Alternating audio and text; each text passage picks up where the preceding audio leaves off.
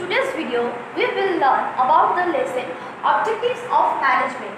In our last lesson, we have studied about management, its definition and characteristics of management. So, coming up to the topic, we will know first what objectives of management states. Now, what are objectives is the first topic in our lesson. Objectives means the goals that an individual or a group of individual has to achieve within a stipulated time or within a given time.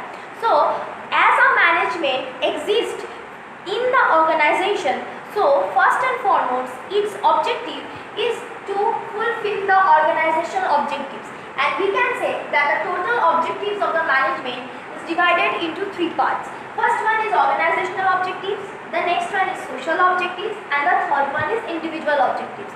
Now, what organizational objective states? Organizational objective states that management should strive to fulfill some objectives. So, we will note it down. Under organizational objectives, what are the basic parts of the organizational objectives? Number one is survival.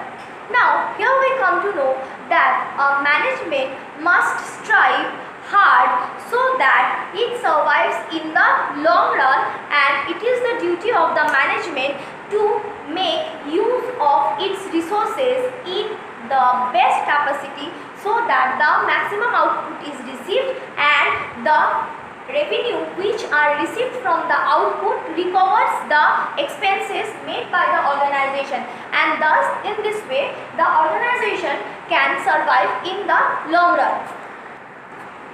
The next part of objective under the organizational objective is profit.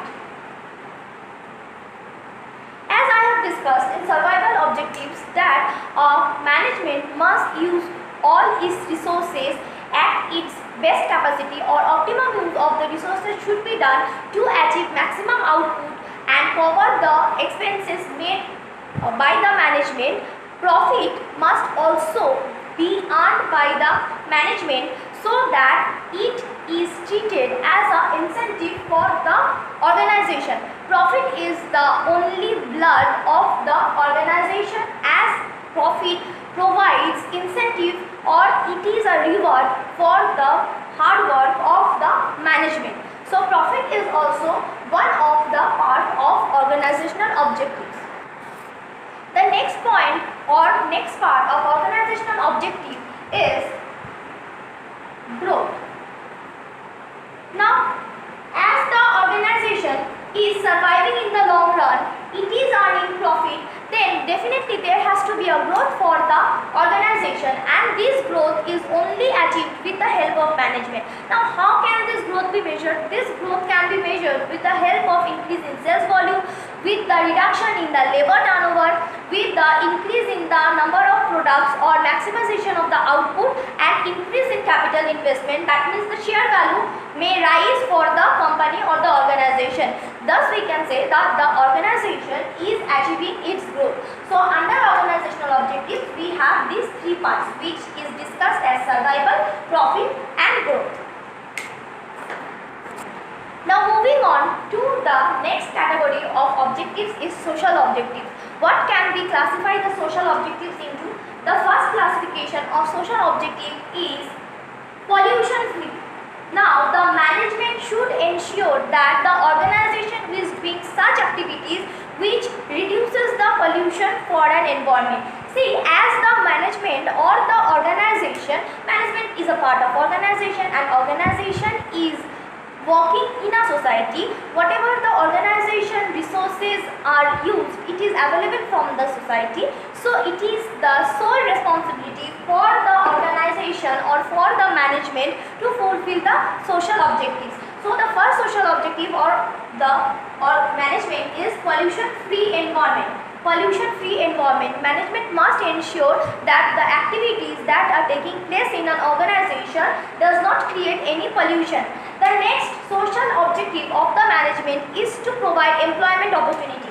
So, we can classify that employment opportunity should be provided by the management.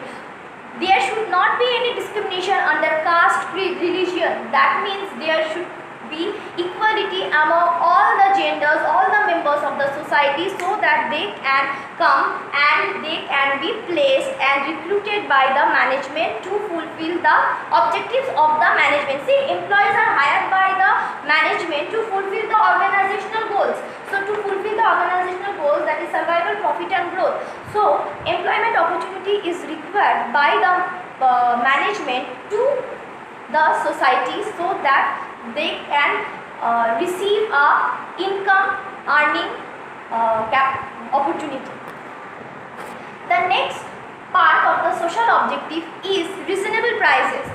That means proper quality of goods should be available at reasonable prices. Proper quality of goods should be available at reasonable prices for whom? For the consumers, for the general public, so that they can buy the goods and they can be satisfied. Yes, customer satisfaction also we can say is a social objective of the management. Other than the social objective, we have individual objectives as written. Now what are these individual objectives? Before coming to the individual objectives, let me discuss.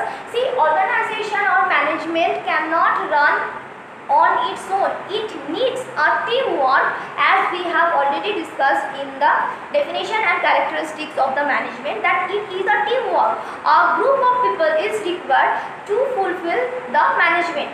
So a group of people is formed by employees. Individual objectives refer to the personal objectives or the personal goals of the employee. What the personal goals of the employee can be?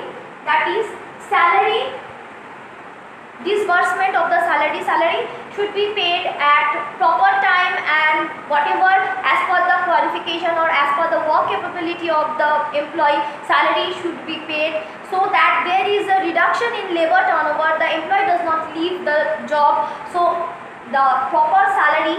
Next we can say that good working condition. Obviously good working condition should be provided.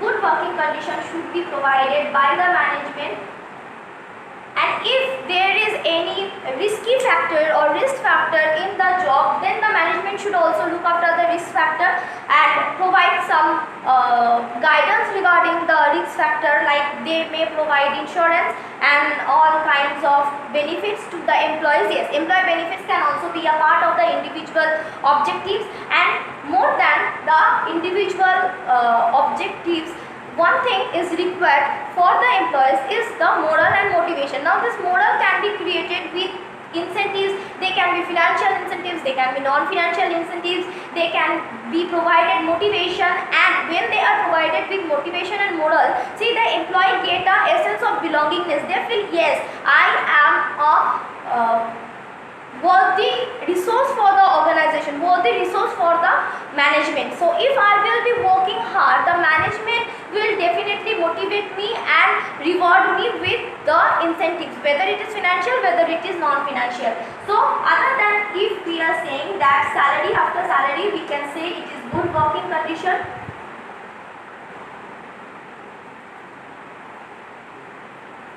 Next we can say is moral and motivation. Moral and motivation is also required by the employees to work properly towards the achievement of the organizational goals. See, social objectives and individual objectives should be fulfilled, so that the organizational objectives are fulfilled by the management of the organization.